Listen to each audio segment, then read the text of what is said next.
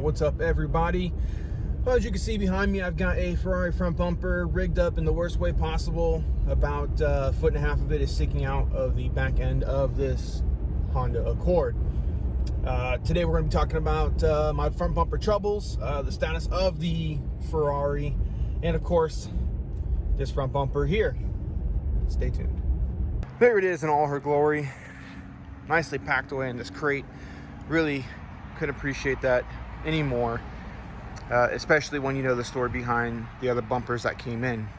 So I'm gonna take this opportunity to just run through some of the issues that we've had already just on the front bumper. First one that came in was an aftermarket bumper. Great reviews, people have purchased it. I've seen stories, people saying that the bumper turned out fine and all these things. When mine came in, it's a fiberglass mold, so it wasn't perfect and had some cracking in it. There was just a lot of work that would have had to gone into it.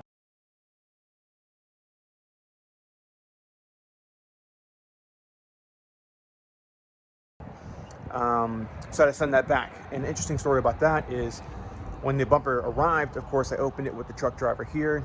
We saw the bumper, had the damage. He took pictures, I took pictures. I immediately filed a claim. Anyway, fast forward, when I went to go return the bumper, the seller only returned half my money for, I quote, returned with damage. I was like, yeah, that's why I'm returning it. Anyway, that all worked out fine. Purchased another bumper. Now, this was right when the pandemic was really starting to hit. This was early March. And this bumper was coming from Australia. It was a color matching bumper and it needed minimal work. This was hitting the bullseye for a pretty relatively decent price. And 2-3 weeks went by and that bumper wouldn't ship, and it was basically because of the pandemic. There wasn't a lot of shipping companies willing to take the job. Most of them had shut down at that point, or knew that there was going to be issues getting it once it hits the shipping docks on the shores of the US.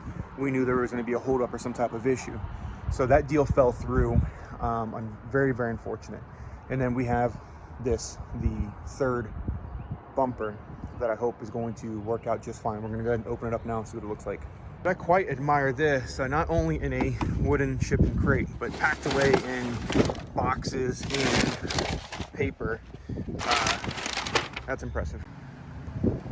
All right, here she is, and I have to say, quite beautiful. A little bit of scuff marks. We're gonna have to paint it anyway because this is in that Argento gray silver. I can't remember the name of the color, but we got to paint it Nürburgring silver, which is a lighter shade of this.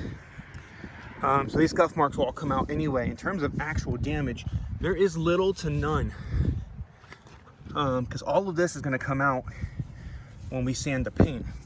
Now, the interesting thing about this bumper is, one, it is a traditional 360 bumper.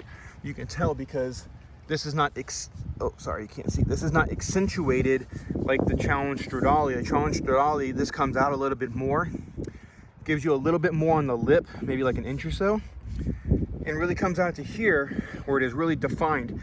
It comes out a little bit more of an aggressive front bumper look. However, this is a Euro spec bumper. Notice there is no side marker. If you saw the video, I don't know if I'm going to attach it to this video or not.